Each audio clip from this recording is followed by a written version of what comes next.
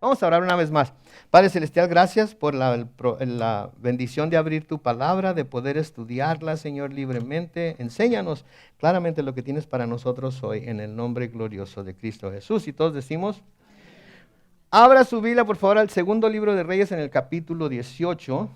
Segundo libro de Reyes en el capítulo 18. Y le voy a estar pidiendo también que se pase a segunda de Crónicas, nomás que ahorita... no le voy a decir el capítulo para que no se me adelante mucho. Segundo libro de Reyes, capítulo 18.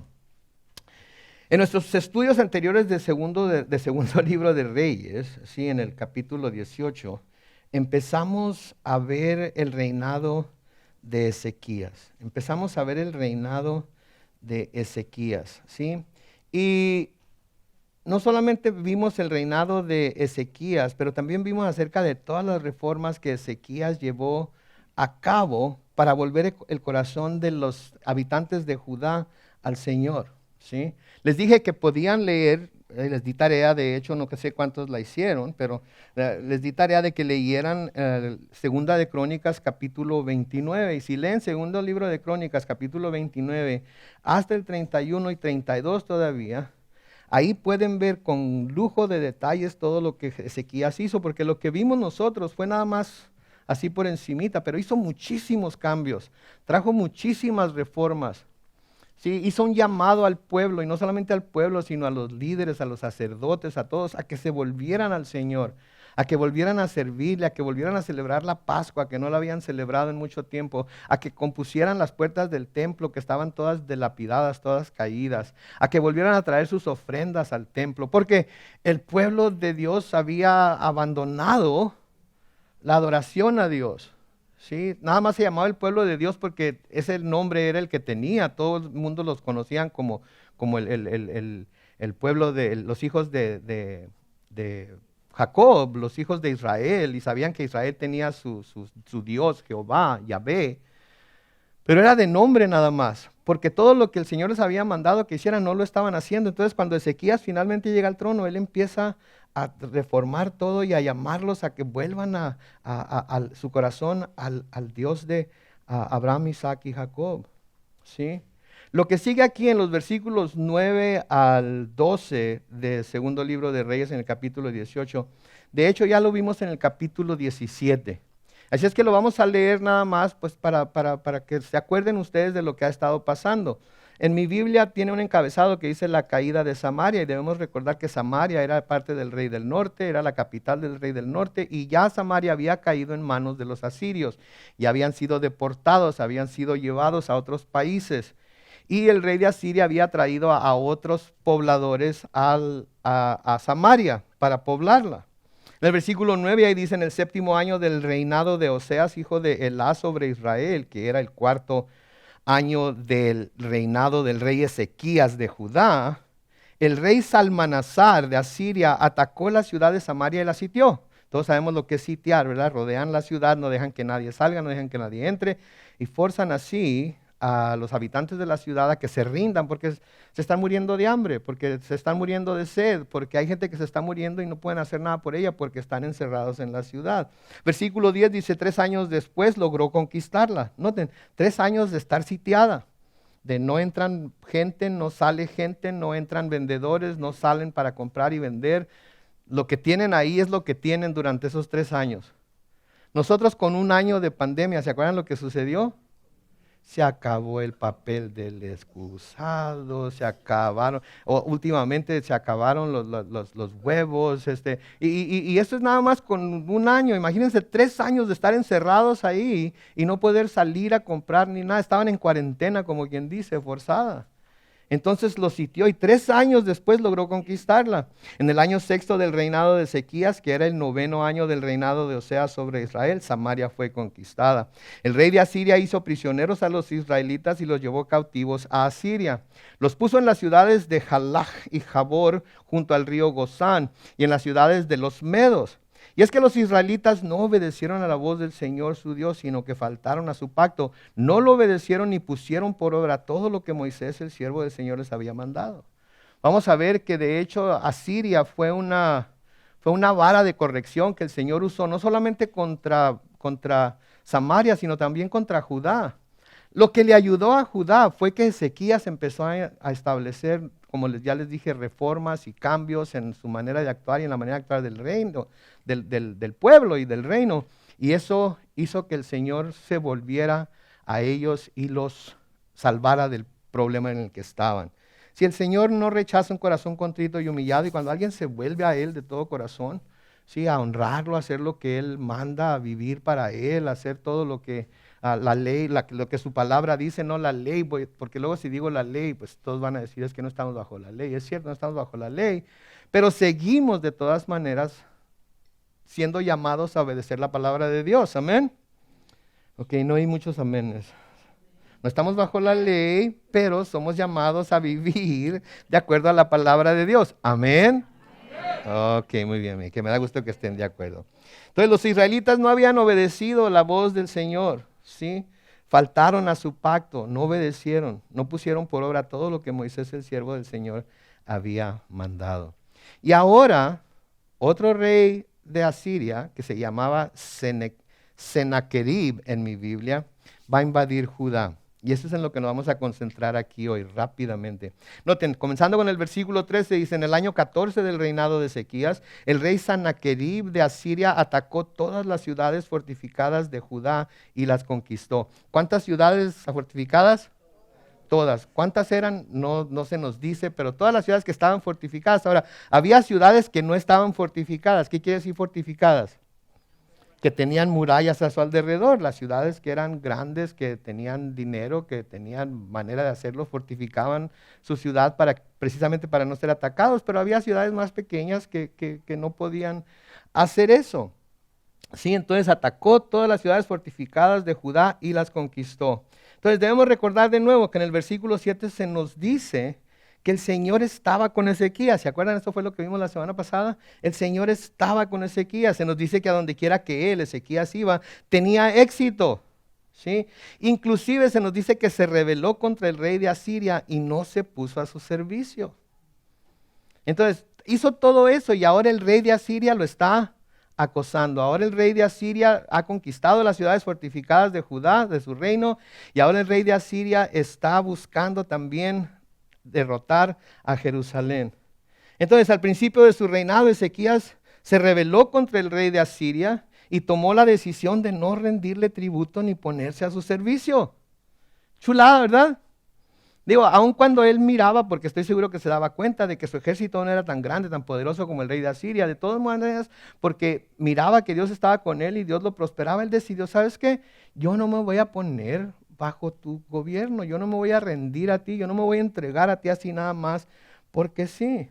Pero después de 14 años de estar manteniéndose firme y después de que Sennacherib de Asiria atacó a todas las ciudades fortificadas de Judá y las conquistó, Ezequías sin duda comenzó a preocuparse por lo que Sennacherib pudiera hacer si no se sometía a él. Entonces imagínense, conquista todas las ciudades, 14 años está sitiando Jerusalén y lo está acosando y le está diciendo que, como vamos a ver más adelante, lo está amenazando. Y Ezequías como que le empezó a dar temor, le empezó a dar miedo, aun cuando Dios había estado con él anteriormente. Yo no sé cuánto tiempo han caminado ustedes con el Señor, pero estoy seguro que ha habido veces en las que se sienten bien fuertes con el Señor está con ustedes, los está prosperando, los está cuidando, los está sanando, los está fortaleciendo. Pero luego de repente viene un problema serio y como que todo aquello que ya ha hecho Dios, como que poco a poquito empieza, y empieza a dudar uno y empieza a decir, pero si antes, Señor, estaba haciendo esto, ¿por qué ahora no? Si antes estabas ayudándome de esta manera, porque me volví a ti, porque te entregué mi vida, porque empecé a servirte, ahora ¿por qué no? Y empieza a dar miedo. Y como les he dicho antes, cuando tomamos decisiones basadas en el miedo que sentimos de la situación por la que estamos pasando, tomamos malas decisiones. No tiene nada de malo tener miedo, ¿ok? No tiene nada de malo temer algo que se ve más poderoso que uno, no tiene nada de malo. Lo que lo convierte en malo es cuando no nos acordamos que el Dios que servimos es mucho más grande y poderoso que cualquier cosa que nos esté pasando. ¿Sí? Se nos olvida. Y se nos olvida el testimonio que tenemos de tantas otras veces que Él nos ha ayudado. En el libro de Proverbios, si lo quieren buscar, si no apunten la cita y luego lo buscan y lo leen, pero en el libro de Proverbios, en el capítulo 29 y el versículo 25 dice, el miedo de los hombres es una trampa, pero el que confía en el Señor es exaltado. El miedo de los hombres es una trampa, pero el que confía en el Señor es exaltado.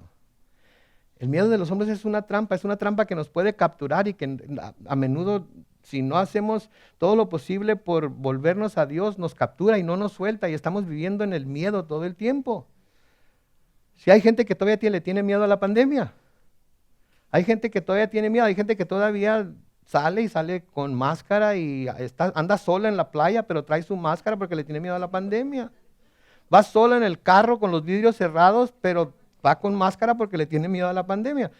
No tiene nada de malo tener miedo y ser precavido, pero llega el momento en el que tenemos que decir, ¿voy a vivir así el resto de mi vida? ¿Voy a estar siempre sometido a este temor? Tarde o temprano tenemos que decir, Señor, ¿sabes qué? Yo confío en ti, yo sé que tú me puedes librar de cualquier cosa. Debemos ser prudentes también, como vamos a ver más adelante, pero debemos confiar en Él. El temor es mal consejero y a menudo el temor nos lleva a tomar decisiones equivocadas. ¿Alguna vez les ha pasado eso a alguien? Están tan asustados que toman la decisión equivocada y luego, como decía mi papá, y así lo decía mi papá, le sale el tiro por la culata, decía mi papá. ¿Sí? Porque están tan asustados, están tan atemorizados que toman una decisión basados en el temor y todo les sale mal.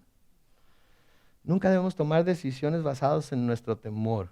Debemos consultar a Dios, debemos pedir a Dios dirección, pero luego nos tenemos que aventar por fe y decir, Señor, lo pongo en tus manos, lo dejo en tus manos, tú haz lo que tú sabes que solamente tú puedes hacer y muéstrame a mí lo que me toca hacer a mí y por fe lo voy a hacer, esperando que el resultado sea el que yo deseo, pero más que eso, que sea el que tú deseas que sea.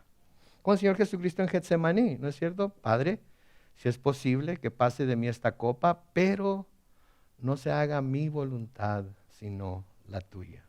¿Ustedes creen que el Señor tenía temor?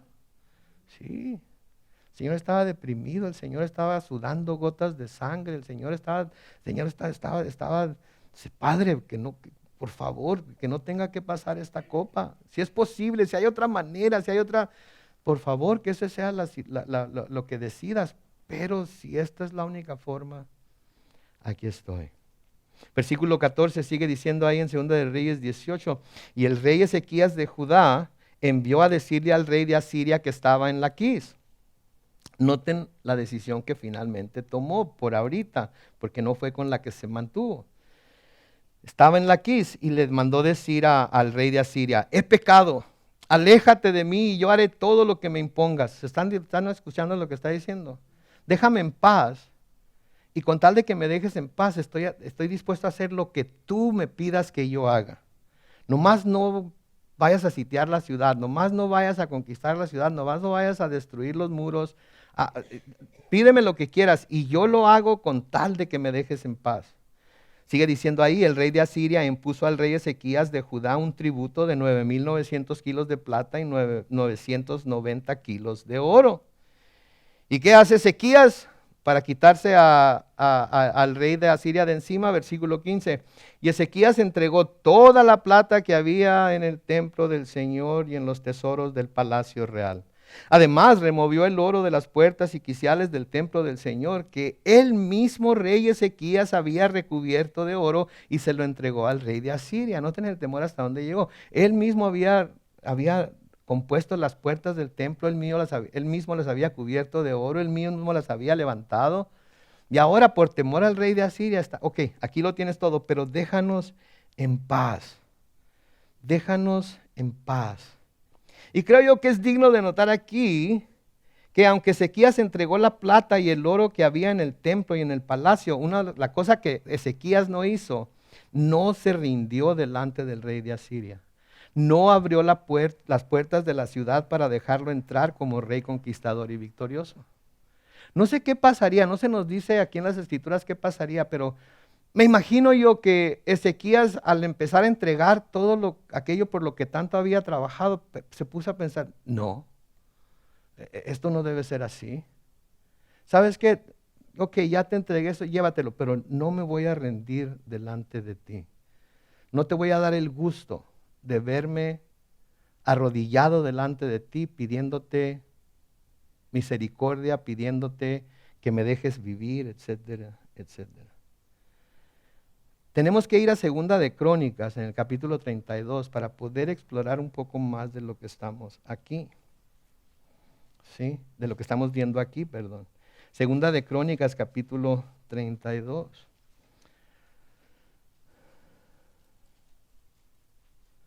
En mi Biblia comienza con estas palabras: después de estas muestras de fidelidad. Y las muestras de fidelidad de las que se está hablando aquí son las muestras de fidelidad que Ezequías mostró hacia Dios. Y noten lo que dice ahí: después de estas muestras de fidelidad, el rey Sennacherib de Asiria vino e invadió a Judá y acampó contra las ciudades fortificadas con la intención de conquistarlas. Al ver Ezequías que Sennacherib había venido con la intención de combatir a Jerusalén, se reunió con sus príncipes y con sus valientes, y con su apoyo acordaron cegar las fuentes de agua que estaban afuera de la ciudad. ¿Qué quiere decir eso? No quería que Sennacherib llegara y encontrara agua y provisiones, entonces es que las taparon inmediatamente para que Sennacherib no encontrara agua y no pudiera mantener a su ejército vivo.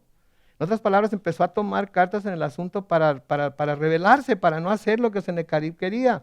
Versículo 4 dice: mucha gente se reunió y fueron cegadas todas las fuentes y el arroyo que corría a través del territorio, pues decían: ¿por qué han de hallar los reyes de Asiria muchas aguas cuando vengan? Versículo 5, después Ezequías tomó la decisión de reconstruir todos los muros caídos, hizo más altas las torres y construyó otra muralla exterior, fortificó además a Milo en la ciudad de David y ordenó que se hicieran muchas espadas y escudos. ¿Se están dando cuenta? ¿Están viendo lo que hizo aquí? Sí entregó todo lo que le habían pedido, pero dijo: ¿sabes qué? Dijo mi mamá que siempre no. Te puedes llevar todo lo que te di, pero yo no me voy a rendir a ti. Sí, versículo 6, puso capitanes de guerra al frente del ejército y los reunió en la plaza a la entrada de la ciudad y apelando a su corazón les dijo: ¡ánimo! Muchachitos. Ok, luego se los explico. ¡Ánimo! Esfuércense y no tengan miedo del rey de Asiria, ni de toda la multitud que viene con él. Con nosotros está alguien que es más poderoso. Él cuenta con el apoyo humano, el rey de Asiria, pero nosotros contamos con el Señor nuestro Dios para ayudarnos y dar pelea por nosotros. Y el pueblo confió en las palabras del rey Ezequías. ¿Se dan cuenta? ¿Se dan cuenta el cambio que hubo ahí? De entregarlo todo, sí, de entregarlo todo, de darlo todo ahora. No, ¿sabes qué? No está bien esto. Quizás esa sea la experiencia de algunos de nosotros ahorita. Se nos ha amenazado de alguna manera por alguien, el enemigo, lo que sea. Y el enemigo nos está pidiendo que cedamos cosas a él, terreno, qué sé yo. Y la primera inclinación, la primera decisión es, pues, digo, él es más poderoso que yo, él tiene más ejército que yo, él es el gobierno, es esto, es aquello, y de repente hemos cedido algo a él, a ese enemigo. Pero tenemos que acordarnos de que él o ella o ellos o lo que sea tienen nada más el brazo del hombre a su lado, pero nosotros tenemos ¿a quién? Nosotros tenemos a Dios. No están convencidos, ¿verdad? Estoy haciendo muy mala labor de convencimiento. O están bien asustados por algo que les está pasando, una de las dos, y no quieren alborotar el avispero porque tienen miedo que si alborotan al diablo va a venir con 1000 demonios a quererlos. No se preocupen, el diablo no nos puede hacer nada. Ya le hablamos acerca de cómo el diablo está derrotado, ¿no es cierto? No, a lo mejor eso es lo que está sucediendo, no sé, pero aquí Ezequías dijo: no se va a hacer. Tengan ánimo, esfuércense. Sí, el rey de Asiria y toda la multitud que viene no puede hacernos nada porque él cuenta con el apoyo humano, pero nosotros contamos con el Señor nuestro Dios para ayudarnos. Ahora, ¿qué nos demuestra esto? Pónganse a pensar, pónganse la cachucha de pensar y piensen, ¿qué nos está demostrando aquí? Piensen, Ezequías ha hecho todas estas reformas, Ezequías está cambiando las cosas en Judá, Ezequías está volviendo el corazón del pueblo a Dios, Ezequías está haciendo, reparó el templo, etcétera, etcétera. Sí se dio aquí un poco, pero de repente se arrepintió y hizo lo que tenía que hacer. Estaba haciendo todo bien, ¿cierto? Pero ¿qué pasó? A menudo, mis hermanos, cuando más nos estamos esforzando por caminar cerca de Dios, cuando más estamos buscando ser obedientes y fieles a Él y estar en el centro de su voluntad, es cuando el enemigo más arremete con sus ataques hacia nosotros. ¿Nunca se han dado cuenta de eso? Nos proponemos, de ahora en adelante, Señor, te voy a seguir, de ahora en adelante voy a cumplir con lo que tu palabra dice, de ahora en adelante voy a ser fiel en esta y en esta otra situación en la que no he sido fiel hasta ahorita, de ahora en adelante voy a buscarte en la palabra, voy a buscarte en oración, voy a ir a la iglesia. Si 7 veces a la semana abren las puertas de la iglesia, 7 veces a la semana estoy ahí. Nadie dijo amén, ok, entonces no, vamos a seguir nada más, vamos a seguir nada más con unas cuantas semanas. Pero no se han dado cuenta que cuando eso sucede, es cuando el enemigo empieza a arremeter contra nosotros. A veces nos trae problemas y nos ataca de maneras que nunca pensamos que nos iba a atacar, que nunca esperábamos que nos fuera a atacar. Y especialmente porque estamos siguiendo las órdenes o la voluntad de Dios. Esos son los momentos, mis hermanos, en los que tenemos que recordar las promesas de Dios. Promesas que Dios hizo en la antigüedad a Israel, pero que se pueden transferir, las que se pueden transferir a su pueblo de hoy también. ¿Sí? Eso es cuando tenemos que recordar esas promesas. Y a menudo no las recordamos y no descansamos en ellas porque no las tenemos guardadas en nuestra mente y en nuestro corazón. ¿Sí? Las tuvimos en algún tiempo quizás, pero ahorita no están ahí. Ahorita lo único que está ahí es el ataque de Sennacherib. Y lo único que nos preocupa es que ahí lo tenemos enfrente y no sabemos qué hacer con él. ¿Sí? Una promesa que el Señor hizo a Israel, a su pueblo Israel, pero que creo que esta se puede transferir a nosotros también. Es la que le hace en Isaías 41 y el versículo 13. Isaías 41 y el versículo 13, el Señor le dice a Israel, yo soy el Señor tu Dios, que te sostiene por la mano derecha y te dice, no tengas miedo, yo te ayudo. El Señor es nuestro Dios también, ¿no es cierto? Y Él nos sostiene también por nuestra mano derecha y no debemos de preocuparnos porque Él nos ayuda. No debería decir no debemos de preocuparnos, no debemos de temer al punto de que quedamos paralizados, cedemos terreno al enemigo porque sabemos que el Señor está con nosotros y Él nos va a ayudar en cualquier situación en la que estemos. Y aunque los resultados o lo que finalmente Dios decida hacer en y a través de nosotros no sea exactamente lo que nosotros pensamos que debe hacer, sabemos que es la voluntad de Dios y porque sabemos que es la voluntad de Dios nos sometemos a Él y vivimos bien contentotes. Se los digo por experiencia. Ha habido muchas cosas que el Señor ha hecho en mi vida que a mí no me han gustado, pero me someto a Él porque viene de parte de Dios y vivo bien contentote. No digo que a veces no me llega la tristeza, no digo que a veces no me siento caído, me siento deprimido, me siento triste, etcétera, etcétera. Pero vivo en la mayor parte del tiempo bien contentote porque sé que estoy en las manos de Dios y que sé que las luchas que he tenido hasta ahorita Él me ha ayudado a sobrellevarlas y a vencer en ellas. Y sé que las luchas que todavía me quedan, que si sacamos cuenta, ¿verdad? Porque tengo, ¿verdad? Me van a quedar como unos, espero que no sean muchas. No queda mucho tiempo para muchas. Así es que para las pocas que tú vayas a tener, o si son muchas, pues ni modo. Lo único que tengo que hacer es, Señor, soy tu siervo, tú puedes hacer conmigo lo que tú quieras, estoy aquí para vivir para ti, por ti, en ti, y estoy dispuesto a hacer tu voluntad, cualquiera que ésta sea. Y eso es lo que tenemos que hacer todos. No lo estoy diciendo yo porque yo sea súper espiritual ni nada. Algunos de ustedes me conocen y saben que no soy súper espiritual. Pero lo que sí me ha enseñado Dios es que tengo que confiar en Él. Tengo que vivir confiado en Él. ¿Se acuerdan cuando el Señor envía a sus discípulos a cruzar el lago? ¿Se acuerdan que el Señor se fue se quedó a despedir a la gente y él se fue a orar un rato solo y manda a los discípulos al lago y les dice váyanse al otro lado? ¿Se acuerdan lo que pasó? Cuando iban en la barca, ¿qué pasó? Vinieron tormentas y vinieron vientos y vinieron olas. ¿Estaban cumpliendo con la voluntad del Señor los discípulos? Sí. ¿Sabía el Señor que iban a enfrentar un tormentón bárbaro que los iba a detener ahí por algún tiempo? Sí. Y de todas maneras, ¿qué? Los mandó. ¿Estaban asustados los discípulos? Sí, tanto que cuando Él se acercó a ellos, ¿se acuerdan lo que dijeron? ¡Un fantasma! ¡Ah!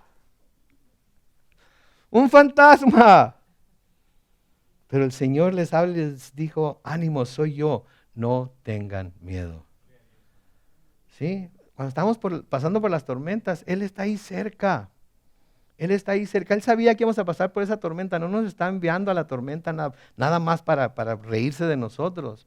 Nos está enviando a la tormenta porque a veces el Señor permite que llegue alguna situación a nuestras vidas que a nosotros nos puede parecer adversa, pero es por medio de esa clase de situaciones que Él va a permitirnos ver su poder y su voluntad para usar ese poder a nuestro favor. Si no tuviéramos que pasar por esos problemas, por esas situaciones, ¿cuándo vamos a ver el poder de Dios?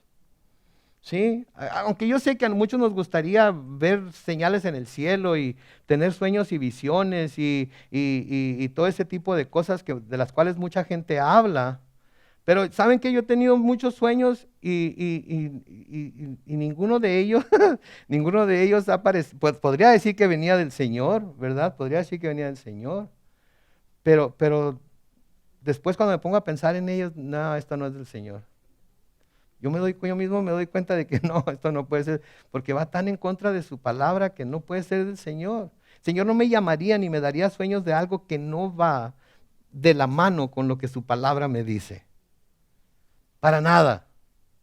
Entonces tenemos que tener mucho cuidado con los sueños y las visiones y todo eso, porque Satanás también te puede traer visiones. ¿Sí? Satanás se puede vestir hasta de ángel de luz, hacer milagros, maravillas, prodigios, etcétera, etcétera. Todo eso lo puede hacer llover fuego del cielo. Entonces tenemos que tener mucho cuidado. ¿Sí?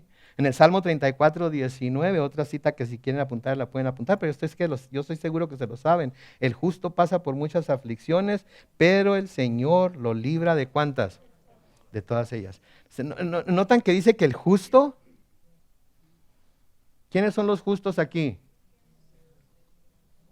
Todos deberían levantar su mano. No, pastor, pero la Biblia dice que no hay justo ni aún uno. Sí, fuera de Cristo no hay ni uno solo. Pero en Cristo todos hemos sido justificados. No tengan miedo. ¿Sí? No anden haciendo alarde de ello. No le van a decir a su amigo, a su familia, que no es creyente, bola de pecadores, yo ya soy justo. Yo soy el más justo entre toda la bola. Pero sepa que es justo en Cristo Jesús. No tenga miedo de decir, sí, yo estoy entre los justos. Ah, pues qué bueno que esté entre los justos porque va a pasar por muchas aflicciones. Pero no se preocupe porque el Señor lo va a librar o la va a librar de todas ellas. En el Salmo 28 y versículo 7 dice, tú Señor eres mi escudo y mi fuerza, en ti confía mi corazón, pues recibo tu ayuda. Por eso mi corazón se alegra y te alaba con sus cánticos. Por eso estábamos cantando hace rato, ¿no es cierto? Por eso estábamos inspirados hace rato por el poder del Espíritu Santo cantando lo que estábamos cantando, porque se movió el Espíritu Santo en nuestro corazón a recordar el poder de Dios, a recordar quién es Dios en nuestra vida y nos movió a cantar con todas nuestras fuerzas a su nombre. Y cuando nosotros nos quedamos callados acá enfrente, ustedes siguieron cantando como si nada. ¿Se dieron cuenta de eso? ¿Se dieron cuenta de eso? Eso es lo que hace la alabanza. En el Salmo 40, el versículo 17 dice, y a mí, que estoy pobre y afligido, no me olvides, Señor. Tú eres mi ayuda y mi libertador. No te tardes en responderme, Dios mío. Se fijan, el salmista está reconociendo. El salmista está siendo honesto con el Señor. Señor, estoy pobre y afligido. Estoy caído. Estoy triste. Me siento débil. Este problema, esta situación, este ataque del enemigo me tiene por los suelos. ¿Sí? No me olvides, Señor.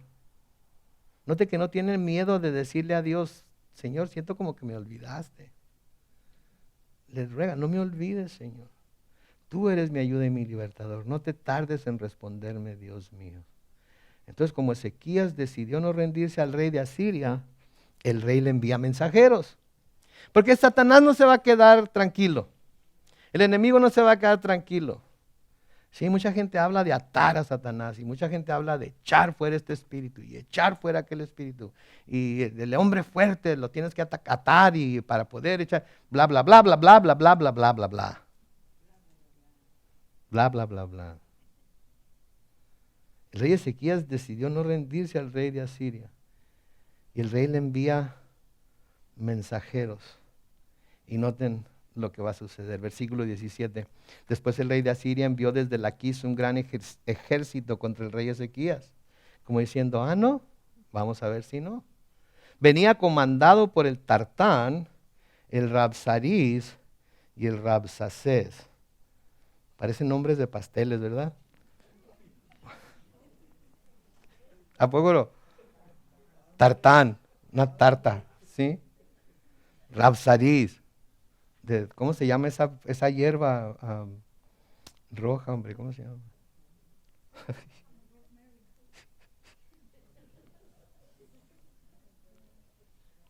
Y Rabsacés. Parecen nombres de pastel. I'm sorry. Este es un sueño del Señor diciéndome que tengo que ir a comprar pasteles. Es una revelación de Dios. Hoy cuando te vayas a tu casa, llega a un mercado y compra pasteles. Rhubarb. Sí conocen el pastel de rhubarb, ¿verdad? Rabsacés, rhubarb, ¿no? ¿Cómo se llama en español?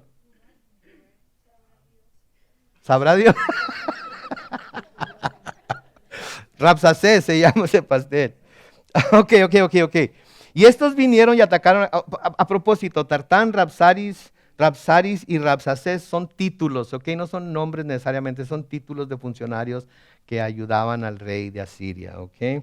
Y estos vinieron y atacaron a Jerusalén. Cuando llegaron, acamparon junto al acueducto del estanque de arriba en dirección al campo del lavador. Acuérdense que todos los acueductos fueron tapados por los hombres de Ezequías, así es que llegaron ahí, se estacionaron, pero no creo que hayan encontrado agua. Versículo 18, ahí llamaron al rey, pero salieron a hablar con ellos el mayordomo Eliaquín, hijo de Hilcías, el escriba Sebna y el canciller Joach, hijo de Asaph. Y el Rabsacés les dijo, vayan y díganle a Ezequías que así dice el gran rey de Asiria. ¿Qué base tienes para estar tan confiado? Se fijan, aquí claramente podemos ver que Ezequías le ha de haber mandado decir, ¿sabes qué? No se hace, carnal. No nos vamos a entregar. Ok, llévate lo que ya te di. Arráncate. Está bien, ya los voy a dar por perdido. Pero no te vamos a entregar la ciudad. Y el rey de Asiria se... ¿En qué confías? ¿Qué bases tienes para estar tan confiado de que no vamos a simplemente arremeter contra ustedes y les vamos a quitar todo? O sea que no entiende a qué se están ateniendo para no rendirse completamente a él. ¿Sí? Porque aún está poniendo resistencia Ezequías. Aún está poniendo resistencia. De nuevo en Crónicas 32, en el versículo 10, dice, así dice Sennacherib, rey de los sirios, ¿en quién confían ustedes para resistir el sitio en Jerusalén? Está asombrado. No entiende. ¿Por qué se sienten tan fuertes ustedes? ¿Por qué se sienten como que pueden resistirse? ¿Sí? Versículo 20, noten lo que dice. Sin base alguna aseguras contar con planes y fuerzas para declararme la guerra. Pero, ¿cuál es tu apoyo para rebelarte contra mí? En otras palabras, no veo que tengas un ejército. Otras ciudades de Judá ya han sido sitiadas y conquistadas. ¿A qué te estás ateniendo? Saca sus propias deducciones el rey Sennacherib y le dice en el versículo 21, tú confías en Egipto, ¿verdad? Esa es tu confianza. Has estado alineado con Egipto y crees que él te va a ayudar. Pero noten lo que le sigue diciendo en el versículo 21, que no es más que un roto bastón de caña. Si te apoyas en ese bastón, acabarás con la mano atravesada. Eso es el faraón, el rey de Egipto, para todos los que en él confían. Ya sé, estás hablando de Egipto. has de haber enviado algunos mensajeros y le dijiste que te estaba sitiando y que si te podía mandar algunos soldados para defenderte y tú crees que él te va a ayudar. Pero ¿sabes qué? Es como un bastón roto, es lo que quiere decir aquí, como una caña cascada, dice la Reina Valera 60. Y la caña cascada es como un carrizo que se quebra fácilmente. Y si han visto el carrizo corta, pero sí feo. ¿Ok? Y si se llega a romper de un lado y queda una punta, pues fácil atravesar una mano con el carrizo. Por eso le dice que va a atravesar la mano. ¿Sí? En otras ocasiones ya los judíos habían puesto su confianza en Egipto. Salomón fue con Egipto y compró caballos, hizo una alianza con ellos, etcétera, etcétera. Entonces ya habían puesto su confianza en Egipto, yendo a ellos para buscar apoyo al enfrentar situaciones difíciles en su historia. Inclusive recordamos cuando salieron de Egipto, ¿se acuerdan? El Señor los sacó con mano fuerte de Egipto. Sí, cuando se les atoraban las cosas que hacían los hijos de Israel, ¿qué querían hacer? Devolverse a Egipto, porque veían en Egipto su salvación. Sí, se querían regresar a Egipto, se querían volver porque allá comían cebollas y ajos y todo eso. Allá tenían todo eso y acá en el desierto no tenían nada más que codornices para atragantarse hasta que no les cupiera más y de ese cochino maná que caía del cielo todos los días. Sí, se querían devolver a Egipto. Y muchas veces el Señor les advirtió a los israelitas que no se volvieran a Egipto. En Isaías 30, versículos 1 al 3, dice: hay de los hijos rebeldes que hacen planes sin tomarme en cuenta, que buscan cobijarse, pero no bajo mi espíritu, con lo que añaden pecado tras pecado. Palabra del Señor. Versículo 2, sin consultarme antes se dirigen a Egipto para buscar apoyo en el poder del faraón y poner su esperanza en la protección de los egipcios, pero ese poder del faraón se les cambiará en vergüenza, el amparo y protección de Egipto se les volverá confusión. En Isaías 31:1 dice: hay de los que van a Egipto en busca de ayuda, hay de los que ponen su esperanza en la multitud de sus caballos y carros y en las fuerzas de sus jinetes y no vuelven los ojos al Santo de Israel ni buscan al Señor.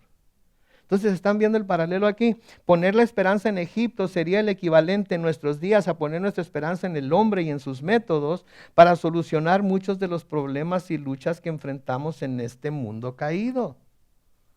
Y hay un sinnúmero de gente, cristiana inclusive, que busca encontrar solución a los problemas que tiene en el hombre antes de buscar solución en el Señor. Como creyente, nuestra primera línea de defensa debe ser siempre Dios. Y debemos ir delante de Él para pedir sabiduría y dirección en cuanto a cuáles y cómo debemos usar los recursos que pudiéramos tener a nuestro alcance para solucionar ciertas situaciones. ¿Escucharon eso? Tenemos que ir a pedirle a Él que nos dé sabiduría y dirección para saber cómo usar los recursos que tenemos a nuestra disposición para solucionar nuestros problemas. ¿Sí? Ahora, esto no quiere decir, el decir que se tiene que confiar primero en Dios y tenemos que ir a Él y buscar su opinión y buscar su dirección, etcétera, etcétera. Esto no quiere decir que no vamos al médico cuando estamos enfermos, porque hay muchos que si vas al médico quiere decir que no tienes fe. ¿Sí? Si vas al médico, si compras aseguranza de vida, quiere decir que no tienes fe en que el Señor puede cuidar de tu descendencia, de tu familia. Si compras aseguranza para carro, quiere decir que, no, si uno compra aseguranza para carro te van a multar porque tienes que traer aseguranza para carro si quieres andar manejando en la calle, ¿verdad? Pero no, tener aseguranzas, buscar ir al doctor, tomar las medicinas que el doctor te da, etcétera, es falta de fe para muchos. Es una tontería, ¿ok? Es una tontería. El Señor les dio la habilidad a los médicos para recetar, ¿no es cierto? Y le ha dado la habilidad a los hombres para inventar medicinas que sirven. Muchas no tanto, pero muchas sí. Y tenemos que cuidar de que no nos volvamos dependientes de algunas medicinas y las usemos a diestra y siniestra y abusemos de ellas. ¿Sí? En el Salmo 146, versículos 1 al 5, vamos a tener que dejarle ahorita, pero noten lo que dice: alaba alma mía al Señor. Mientras yo viva, alabaré al Señor. Todos los días de mi vida le cantaré salmos. No pongan su confianza en los poderosos ni en ningún mortal, porque no pueden salvar. El día que mueren, vuelven a la tierra y ese mismo día todos sus planes se acaban. Dichosos los que confían en el Dios de Jacob, los que cuentan con la ayuda de Dios el Señor. ¿Se dan cuenta? Eso es lo que debemos de buscar. Sí, de nuevo, no quiere decir que no vamos con doctores, no quiere decir que no nos tomamos las medicinas, etcétera, etcétera. Simplemente quiere decir que vamos con el Señor para que nos dirija y nos dé sabiduría para usar los recursos que tenemos. Versículo 22 dice, y si ustedes me dicen que confían en el Señor, le dice Sanaquerib a Ezequías, si ustedes me dicen que confían en el Señor su Dios, ¿acaso no es el mismo Dios cuyos altares Ezequías quitó, ordenando a Judá, a Jerusalén, adorar solamente delante del altar de Jerusalén que él mandó hacer? En otras palabras, si están confiando en Dios, tengan en mente esto: Dios está bien enojado con ustedes, ¿ok? Y no les va a responder, porque Ezequías mandó tumbar los altares y los lugares altos. ¿Ustedes creen que Dios les va a ayudar? Dios está bien enchilado con ustedes, ¿sí? Así es que ni siquiera les va a prestar atención.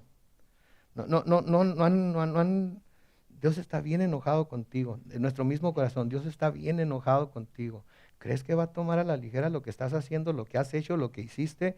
¿Crees que va a tomar a la ligera el tiempo que no le has servido, el tiempo que le has huido, el tiempo que no has sido verdadero creyente, el tiempo que te has... ¿Crees que Dios te va a ayudar habiendo hecho todo eso? Eso es lo que este camarada les está diciendo. Ezequías mandó tumbar todos los altares, Ezequías mandó tumbar todos los lugares altos, y les dijo que nada más en el altar de Jerusalén pueden adorar. ¿Ustedes creen que Dios les va a ayudar? Sí. Esta es la forma en la que reaccionan los incrédulos a nuestra fe en el Señor a menudo. Algunos tienen suficiente conocimiento del Señor y la fe como para pedirnos oración, pero otros se burlan y hasta se enojan cuando decimos que vamos a estar orando por alguna situación. Todas las tragedias que pasan, todos los tiroteos y todas esas cosas que pasan, que están pasando mucho últimamente, ¿no se han dado cuenta? Los accidentes, etcétera, todo está pasando mucho. ¿Saben qué es una de las cosas que hace enojar más a los incrédulos? Que lo primero que dicen los cristianos es: vamos a orar por ellos. Vamos a orar, vamos a estar orando por esa situación. ¿Sí? ¿Por qué creen que se enojan? ¿Nadie tiene una opinión? ¿No? ¿Por qué se enojan? ¿Mande? Porque son incrédulos y no creen en Dios. Pero ¿mande?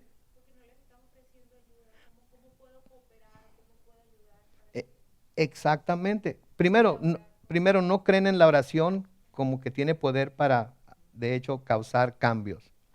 Pero luego, porque no ven una ayuda práctica de parte del creyente. Es como en Santiago, que ves a un hermano que no tiene que comer, no tiene que vestir, y le dices: que te vaya bien, voy a estar orando por ti. Pero tienes la habilidad para ayudarle y no le ayudas. Entonces, creo que como creyentes eso es lo primero que vamos a hacer. Vamos a estar orando por ustedes, vamos a estar orando por la situación. Pero luego, ¿sí?, si está en nuestras posibilidades o habilidades, debemos buscar hacer algo práctico también para aliviar la situación. Cooperar financieramente, ayudar físicamente si podemos, ir y como voluntarios ayudar en lo que está pasando, etcétera, etcétera. Está bien orar, es lo que primero que debemos hacer, pero luego si el Señor nos da las posibilidades y la habilidad para hacer algo práctico, debemos hacerlo. Versículo 23, noten, me voy a apurar, me voy a apurar. Ezequías, yo te sugiero, el rey Sanaquerib le está diciendo todavía a Ezequías aquí, o a través de sus mensajeros le está diciendo: Ezequías, yo te sugiero que le des rehenes a mi señor el rey de Asiria, que ha dicho: yo te daré 2,000 caballos si tú tienes otros tantos jinetes para que lo monten. ¿Se fijan cómo se está burlando aquí de Ezequías? Yo sé que tú no tienes un ejército grande, pero si juntas 2,000 hombres, yo te doy 2,000 caballos para alivianarte a que pelees contra mí. ¿Qué te parece? Eso es lo que le está diciendo. Es lo que le está diciendo. ¿Sabes qué? Yo te estoy dispuesto a darte 2,000 caballos. Si juntas 2,000 jinetes, yo te doy 2,000 caballos para que puedas pelear contra mí. Eso es lo que le está diciendo así bajita la mano. Se burla. Sí, se burla de él al ofrecerle ayuda a Ezequías con 2,000 caballos para que pelee contra él. Versículo 24, aunque confíes en Egipto y en sus carros de guerra y en su caballería, no podrás hacerle frente al menor, de los capitanes de mi Señor. ¿Acaso crees que he venido aquí sin que el Señor me haya ordenado destruirlo? El Señor me ha dicho, ataca ese país y destrúyelo. ¿De quién está hablando cuando dice el Señor? De Dios. De Dios. Sanaquerib le está diciendo aquí, ¿sabes qué? Es más, ¿quieres saber algo? Dios fue el que me dijo que hiciera esto. Dios fue el que me dijo que hiciera esto. ¿Sí? Así es que, ¿para qué te pones? Vengo de parte de Dios. Tu Dios me mandó a que te de cuello. ¿Crees que vas a ganar? Y ahora, debemos de hablar de todo, ¿verdad? Sí. Hay comentaristas, eruditos bíblicos que piensan que quizás esto se dice porque los asirios tenían conocimiento de algunas profecías en Isaías, que Isaías había hecho en Isaías capítulo 10 y Isaías capítulo 36, hablan de que Asiria iba a ser un instrumento de Dios para disciplinar a Samaria y disciplinar a Judá. Eso sí es cierto, eso sí es cierto.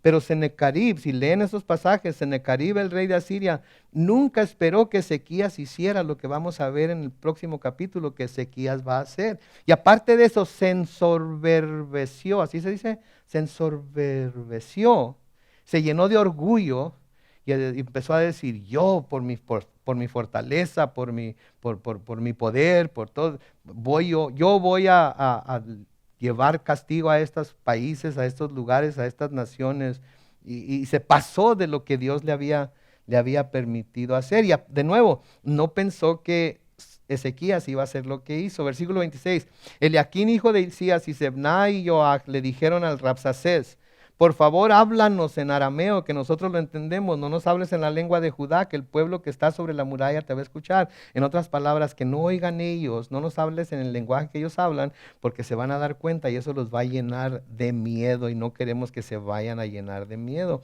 Versículo 27, pero el Rabsacés les contestó, ¿y acaso mi señor me ha enviado a decirles a ustedes y a su amo, y no a la gente que está sobre la muralla expuestos como están a comerse lo mismo que ustedes, su propio excremento y a beberse su propia orina?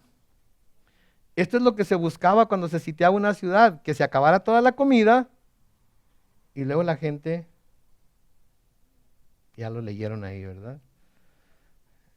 Ya lo leyeron ahí. En Lamentaciones nos habla de que se comían a sus propios hijos. Sí, se comían el estiércol de paloma y lo compraban a gran precio. Esa era la forma en la que... ¿Por qué creen que Rusia está bombardeando Ucrania? Lo bueno es que hay muchas iglesias que están enviando ayuda y les está llevando de comer y todo eso. Pero esto es lo que se buscaba lograr con sitiar la ciudad, que el hambre y la sed los obligar a los habitantes a aceptar lo que el enemigo estaba proponiendo y así conquistarlas. Versículo 28, noten, dicho esto, el Rabsacés se levantó y en la lengua de Judá clamó a gran voz, o sea, en el idioma. Escuchen las palabras del gran rey de Asiria. Así ha dicho el rey, no se dejen engañar por Ezequías, porque él no podrá librarlos de mi mano. No dejen que Ezequías los haga confiar en el Señor, aunque les asegure que el Señor los salvará y que esta ciudad no será entregada en mis manos. No le hagan caso. Así dice el rey de Asiria, hagan las paces conmigo y salgan a mi encuentro.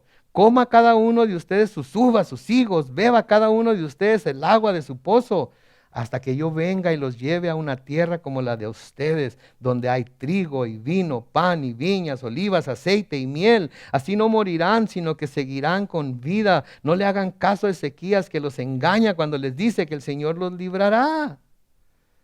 ¿Se dan cuenta? Los voy a llevar. Miren, si se rinden, los voy a dejar que se queden en su ciudad y coman todo lo que es de ustedes. Pero luego no se claven, no se preocupen. Voy a venir por ustedes y nos voy a llevar a una ciudad igual, que van a tener todo lo mismo. ¿Ustedes les creen? El enemigo siempre nos va a invitar a transigir en nuestra fe y va a tratar de que le cedamos terreno a cambio de lo que él considera bueno para nosotros. Lo hizo con Eva, ¿no es cierto? Así es que Dios les dijo que no comieran del fruto del árbol del bien y del conocimiento del bien y del mal. Lo que pasa es que cuando coman van a ser como él. ¿Y qué hizo Eva? Aún. Como las sabritas, ¿verdad? Una no es ninguna, ¿verdad? Y luego le dio a su esposo también. Como lo hizo con el Señor Jesucristo, ¿no es cierto? Cuando lo probó en el desierto, le prometió cosas mejores de las que él iba a recibir por ser obediente. Versículo 33, ¿acaso alguno de los dioses de las otras naciones ha librado a su tierra de mis manos? ¿Dónde están los dioses de Hamat y de Arfaxad? ¿Dónde están los dioses de Sefarbayín, Ená y Givá? ¿Acaso esos dioses pudieron librar a Samaria de mi mano? ¿Qué están diciendo aquí de Dios? Que Dios es igual de impotente que cualquiera de los otros dioses creados por los hombres. ¿No nos dicen eso los? ¿Dónde está tu Dios, pues? Pues no, que tu Dios es poderoso. Entonces, ¿por qué estás enfermo? ¿Dónde está tu Dios? Entonces, ¿por qué te está pasando lo que te está pasando? Pues no que Dios muy acá, no que Dios muy... ¿No es lo que dicen? Se burlan de nuestro Dios y se burlan de nosotros. Versículo 35 dice, ¿qué Dios de todos los dioses de estas tierras ha librado de mi poder a su país para que el Señor libre de mi mano a Jerusalén? Díganme, ninguno de los otros dioses ayudó a ninguno de sus países. ¿Ustedes creen que su Dios va a poder contra mí? Qué arrogancia, ¿no es cierto? Qué arrogancia. ¿Ustedes creen que su Dios va a poner contra mí? Versículo 36 dice, pero el pueblo guardó silencio y no respondió nada porque el rey había dado órdenes de no responderle. Noten, el rey tenía el apoyo del pueblo. El rey tenía el apoyo del pueblo. ¿Por qué? Porque sabían que el rey estaba sometido a Dios. Porque sabían que el rey seguía confiando en Dios. Que a pesar de lo que hizo al principio, de todas maneras su confianza seguía puesta en Dios y por eso decidió rebelarse contra Sanaquerib. Si quizás nosotros de nuevo ya cedimos algo, es tiempo de volver a poner nuestra confianza en Dios y decir, ¿sabes qué? Diablo, no se hace. No voy a ceder más de lo que ya cedí.